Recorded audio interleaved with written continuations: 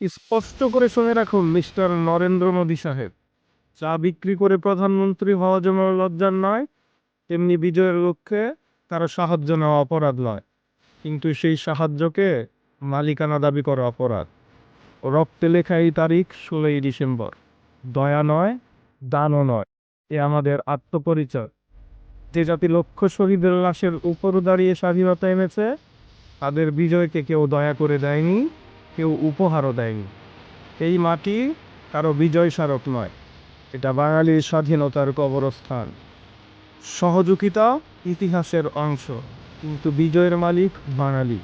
মুক্তিযুদ্ধ লড়েছে বাঙালি, যুদ্ধক্ষেত্রে মরেছে বাঙালি, গণহত্যার শিকারও হয়েছে বাঙালি।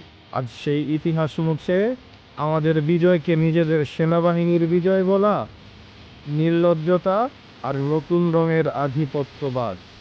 বন্ধুত্বের নামে নদী লুট, সীমান্তে গুলি, বাণিজ্যে শোষণ, রাজনীতিতে হস্তক্ষেপ, এই সবই যদি বন্ধুত্ব হয়, তাহলে শত্রু কাকে বলে?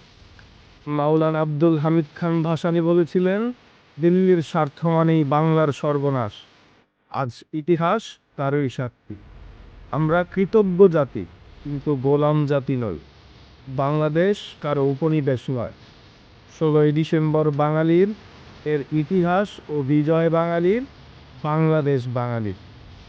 ইনকিলাব জিন্দাবাদ।